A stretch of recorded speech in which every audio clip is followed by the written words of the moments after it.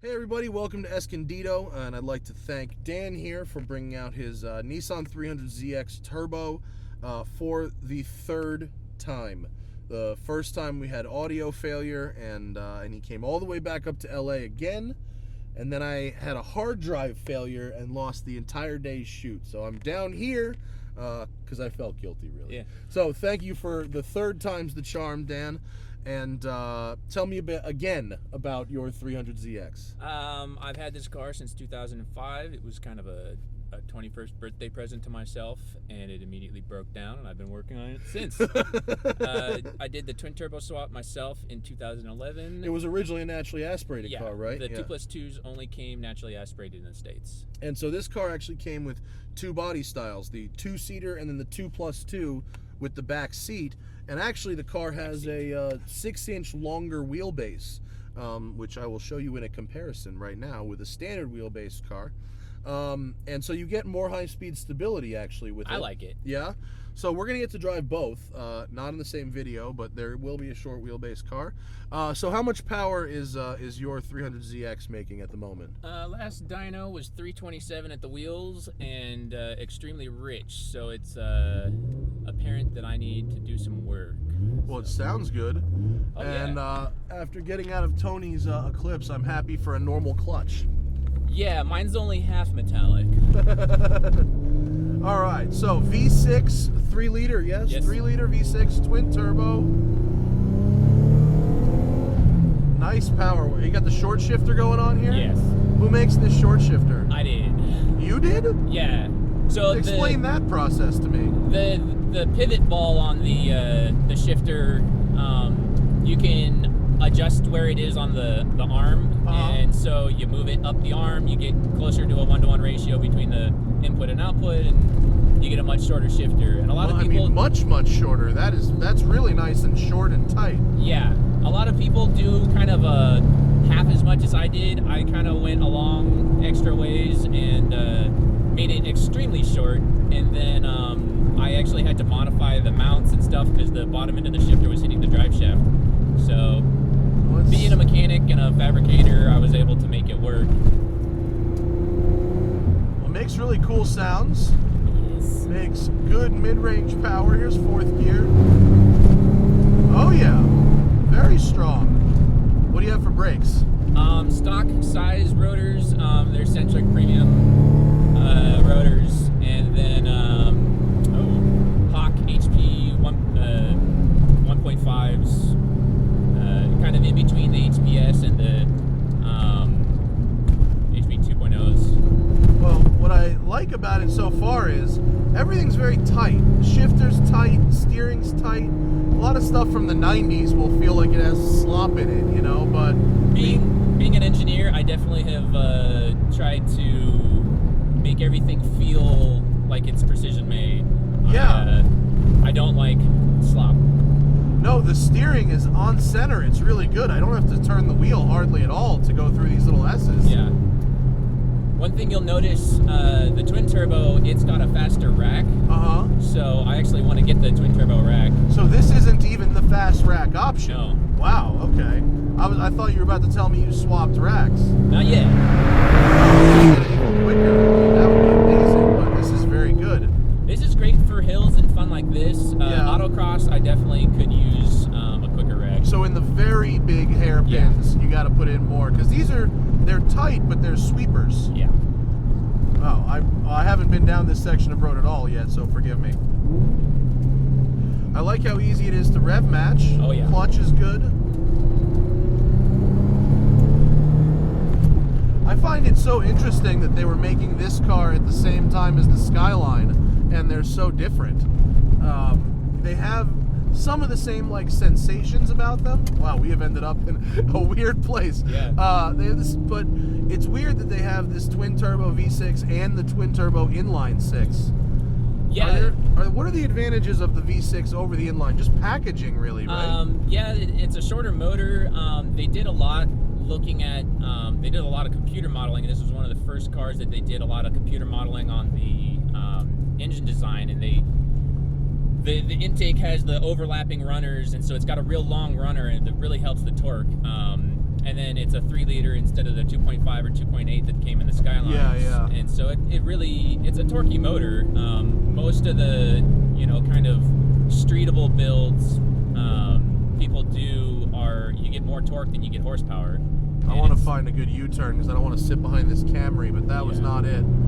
I mean, I can see this. Is this targeted, I guess, more towards the American market when it was new? So they wanted more torque and then less at the top end. I'm gonna try and flip around here in this weird little driveway. We've ended up in a strange place. Is it down right? Yeah. Okay. Try not to hit things. Okay, we're good. I'm not that low. Another difference is, like, I'm 6. How tall are you? I'm 6'2", 6'3". Yeah, I'm about the same, and we fit much better in the 2+2 than we do in the 2-seater. When I first went to test drive a Z, I instinctively put the seat all the way back and realized that was too far. I was quite happy to find Isn't that out. a pleasant surprise when you don't have to put the seat all the way back? I just drove a Lotus Evora, and I watched that video. I put the seat all the way back, and I could almost not even touch the pedals. Nice. Which was like, I've never seen anything like that. You were falling in love with that car. That car was brilliant. You know what that car is? If you loved the old NSX and hate the idea of the new NSX, you want a Lotus Evora 400. Oh. It's a modern old NSX. Oh, it took that well. Yeah, I try and keep the ride height up and that kind of thing, and so it's useful. That sounds great. I love it. Last time I drove this car, it had a bit of a hesitation that seems to be gone today. It's could happy. Be the happier, cooler air. Yeah, well, it is a very lovely day for driving, isn't it? Does this thing have 4-wheel steer? No, the non-turbos did not come with the rear-wheel steering. Where's the road go? Where's the road go? Okay, sorry. No worries. But the turbo ones did. The turbo ones did have the Hikas rear-wheel steering. The non-turbos did not. If you got a 2+2 from Japan or Canada that was a native twin turbo, it would have the rear-wheel steering. Okay.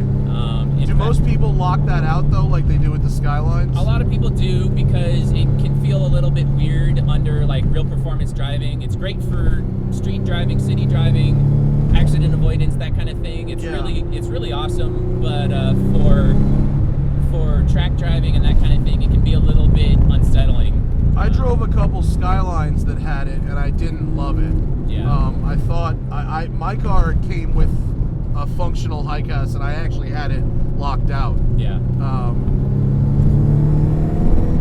This thing is cool though. I love it. I mean, this 325 wheel you said? Yeah. That really feels like, for a street car, that's quite a bit of power. I can get around most anything I need to. Yeah, no, it feels like on a canyon road that this would be a great amount of power. Everything I've been doing has been trying to get the turbos to respond as fast as possible. I'm not really looking for a peak number. I'm looking for instant response because this is what I like to do. I'm not a drag racer. I'm not trying to... There's always going to be a bigger fish out there that no matter how much power you've got, you're going to find somebody faster than you. And well, you're not racing in the canyons. You just want to... If the car feels fast and is enjoyable, that's really enough. So, since you did a swap, did you use the NA engine and put turbos on it, or did you buy a complete turbo engine? I bought a complete turbo engine. The big difference is the compression ratio. They have different pistons, and the heads are a little bit different. So there's the big difference. A lot of people are doing... Fourth gear is strong. Oh yeah. There are a lot of people these days doing high compression turbo builds, especially with E85. You can do a lot with it. But when I did the swap, that was still kind of a new territory thing. And I was doing the swap because my NA engine was starting to go, so I really wasn't looking to stay with the high compression motor. Well, for a V6 compared to an inline 6, usually you get it's a little rougher with the V6, but This one actually, it's very, very smooth once you get it up in the power band and start winding it out. Oh, I'm yeah. surprised at how little vibration I get from the engine. Although, truth be told, I think one or more of your brake rotors might be warped. Yeah. Little vibration under braking. Once they get hot, I think they. Or maybe just they might have some deposits on them and Yeah. need to be rebedded, because I got a little vibration there. But wow, has it? You mentioned it broke on day 1 or Yeah. day 2. Since then, how is it? Once I learned to stop being cheap and that kind of thing, it's been solid. It's been my daily driver since 2008, the beginning of 2008. As a twin turbo, it's been my daily driver. It's been down for a total of a week since I did the twin turbo swap. Oh, that's not bad. Yeah. So, and that was spread out over 2 separate occasions. One where I put in new turbo center housings, and the second time was a new clutch. Okay. So like wear items, I guess. Yeah. One of the things I learned to not be cheap on is stop. You can't use used turbos on these cars. Probably a good tip.